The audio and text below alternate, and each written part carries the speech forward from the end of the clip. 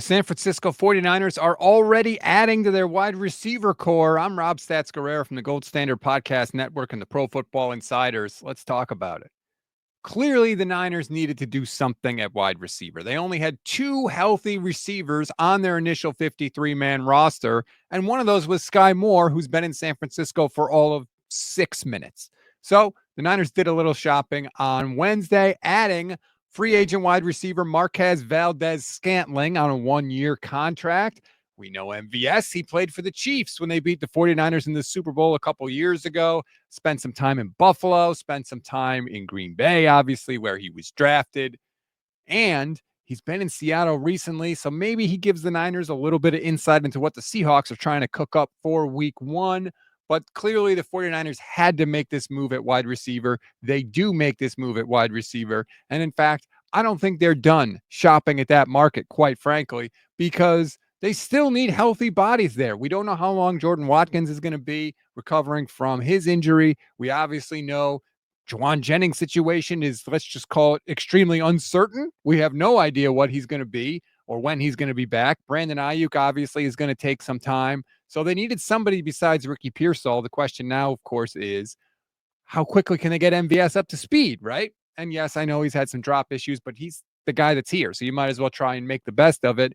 And in addition to MVS, according to Matt Mayoko, the Niners have, quote, high interest in bringing back our old friend Kendrick Bourne after he gets released from the Patriots. Remember, Bourne was with the 49ers for 4 years, then left, came to New England, stayed there for 4 years. Now maybe he will join a bunch of wide receivers who seem to be rejoining their old teams this offseason. Keenan Allen, Amari Cooper, Brandon Cooks is back in New Orleans now. Adam Thielen just got traded from the Panthers to the Vikings. So maybe that's a thing. And we get pre-Juwan Jennings back to the Niners with the actual Juwan Jennings situation maybe up in the air. Now, MVS and Kendrick Bourne obviously are two very different wide receivers. MVS is a burner. Kendrick Bourne is, let's just say, not that, but he can do other things. He can block. He can be a possession receiver. There's a role for Kendrick Bourne because there's a role for Juwan Jennings. So whoever gets back first wins that job, apparently. Good strategy by the 49ers, I suppose.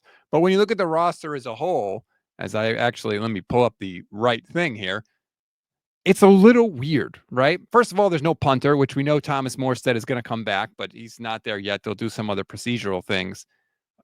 What are they going to do along the offensive line? Is Austin Pleasance really going to make this team, or are the Niners going to maybe try and swap him out for somebody that's on waivers? San Francisco has the 11th overall waiver pick. So keep in mind that they'll get a decent shot at some people, better than they've had in recent years because their record was so bad last year. But this is the roster as it stands right now. They're going to have to add a third quarterback eventually. Again, not a major thing, but they're going to need one because you got to have the reserve quarterback. They'll eventually get Thomas Morstead back, like I said.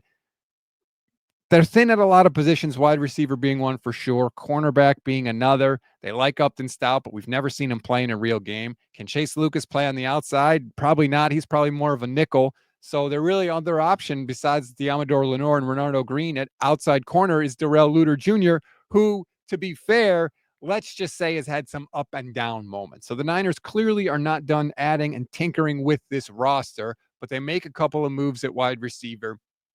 And they're trying to find their way through this, right? None of the injuries they have at wide receiver are season long.